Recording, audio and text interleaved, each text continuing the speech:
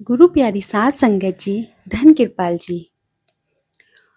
गुरु हमें जो भी आदेश देते हैं, जो भी कार्य हमारे लिए मुकम्मल करते हैं, जो भी हमें बात समझाते हैं, वो हमारे लिए कितना बड़ा आगे की सीढ़ी पर चढ़ने का, एक मुकाम हासिल करने का कितना बड़ा हमारे जीवन में उद्देश्य रखती है, हम ये सोच भी नहीं सकते। गुरु हमारे हर कर्म फल को जानते हैं।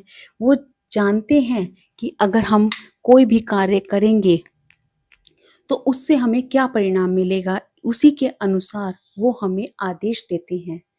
लेकिन हम उनके कहे अनुसार नहीं चलते और फिर ये सोचते हैं, जो कुछ लोग उनके कहे अनुसार चलते हैं, कि गुरु उनसे ज़्यादा प्यार क्यों करते हैं, हमसे कम क्यों करते हैं। ऐसा नहीं है, वो गुरु की आज्ञा को मानते हैं, इसलिए ऐसा नहीं है कि गुरु उनके साथ ज़्यादा प्यार करते हैं, हमारे साथ नहीं करते, लेकिन वो गुरु की आज्ञा को मानते हैं, इसलिए गुरु को भी उनकी तलाश होती है, जो गुरु के कहे अनुसार, गुरु के वचनों पर मत्था टेके। आइए जानते हैं इस वृत्तांत के साथ। एक बार जो राजा हुमायूं है, उनके यहाँ पर एक नौकर था अयाज।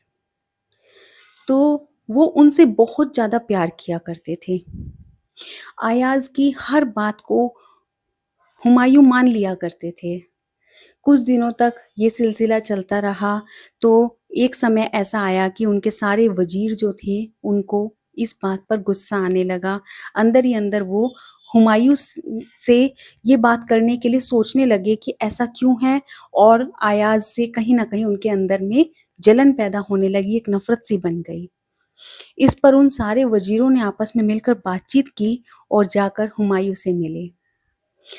कहने लगे, राजा साहब, हम आपसे एक बात पूछना चाहते हैं। तो हुमायूं ने कहा, हाँ पूछो। तो इस पर उन वजीरों ने कहा कि हम आपके वजीर हैं, हम आपके राज्य में कितनी अहमियत रखते हैं। तो इस पर हुमायूं ने कहा कि बहुत अहमियत है तुम्हारी, तुम मेरे वजीर हो। इस पर वजीरों ने कहा, लेकिन आप अयाज को हमसे ज़्यादा मानते हैं, उसकी सारी बातों पर आप उसकी सहमति देते हैं, लेकिन हमारी बातें नहीं मानते, उसको आप हमसे ज़्यादा प्यार करते हैं, ऐसा क्यों है। इस पर हुमायूं ने कहा, क्योंकि वो मुझे राजा समझता है, वो मुझे बादशाह समझता है और मेरे हुक्म को मानता है। इस पर वजीरों ने कहा, ऐसा कैसे हो सकता है, हम भी तो आपको बादशाह समझते हैं, आपके हुक्म को मानते हैं। तो इस पर हुमायूं ने कहा, ठीक है, थोड़े दिनों के बाद इस विषय पर चर्चा करते हैं। अब ऐसे ही कुछ समय निकल गया। कुछ समय के बाद राजा ने अपने खजाने का सबसे बेशकीमती एक कटोरा मंगवाया, जिसमें बहुत तरीके के बहुत ही महंगे हीरे जड़े हुए थे। वो हीरा जड़ित कटोरा वहां बीच में रख दिया गया और सारे वजीरों को और अयाज को बुलाया गया। तो राजा हुमायूं ने एक एक करके वजीर से कहा कि इस कटोरे को तोड़ दो। वजीरों ने कहा, कितना सुंदर कटोरा है राजा साहब, इससे तो हमारे खजाने की शोभा बढ़ती है, इससे हमारे महल की शोभा बढ़ती है। दूसरे वजीर ने कहा कि ऐसा बेशकीमती कटोरा तो किसी भी राज्य में नहीं है, ये इतना सुंदर कटोरा है। तीसरे ने कहा, इसमें कितने कीमती हीरे जड़े हुए हैं, इसे हम कैसे तोड़ सकते हैं। ऐसे करके सब ने अपनी अपनी राय रख दी। जब सारे वजीरों की बारी खत्म हो गई, तब हुमायूं ने अयाज को कहा, अयाज, इस कटोरे को तोड़ दो। हुक्म मिलना था कि अयाज ने एक हथौड़ा उठाया और उस कटोरे पर दे मारा और उस कटोरे को चकनाचूर कर दिया।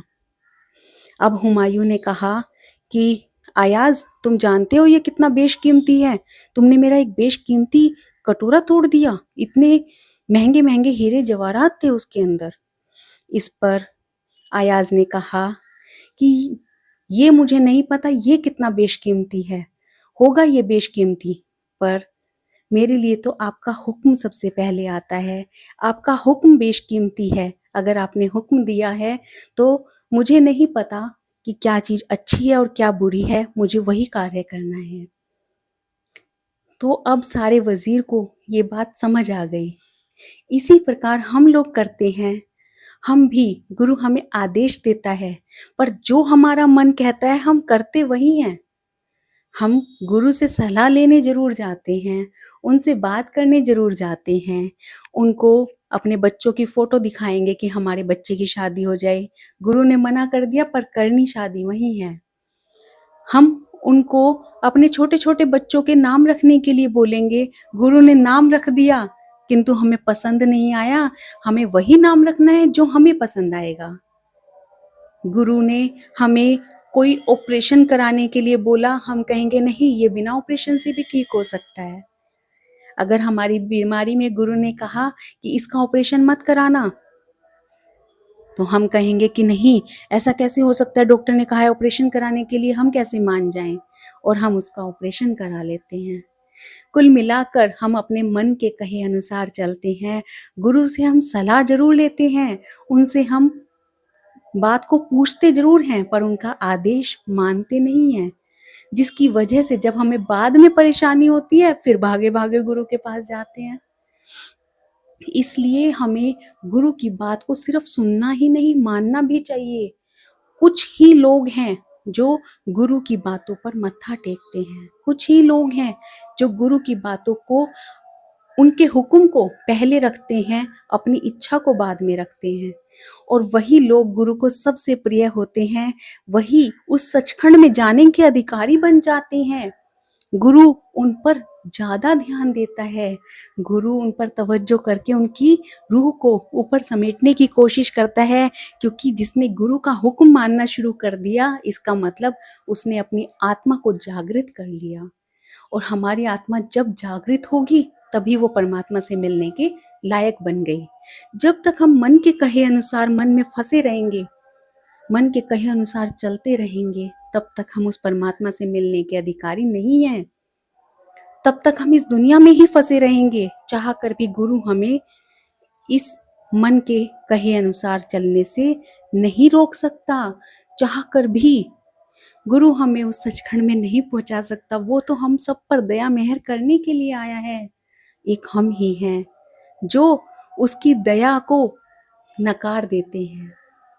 वो दया करता है, वो हमें समझाता है इस राह पर चलो, वो हमें कहता है ये बात मानो, लेकिन हम नहीं मानते और अपनी ही इच्छाओं को ऊपर रखते हैं, अपने ही मन को ऊपर रखते हैं।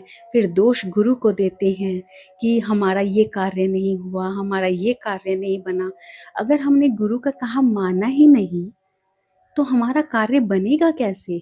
सच्चा शिष्य तो वही है जो गुरु कह दे उसके हुक्म को ऊपर रखे, उसकी बात को ऊपर रखे, चाहे कितनी ही बेशकीमती चीजें हमें छोड़नी पड़ जाएं, चाहे कितनी ही इच्छाएं अपनी त्यागनी पड़ जाएं, पर जो गुरु ने कह दिया वही फाइनल है। सच्चा शिष्य वही है, वही गुरु का प्यारा है। अगर आपको मेरी वीडियो अच्छी लगती है प्लीज़ लाइक कीजिए, शेयर कीजिए और चैनल को सब्सक्राइब जरूर कीजिए। Thank you.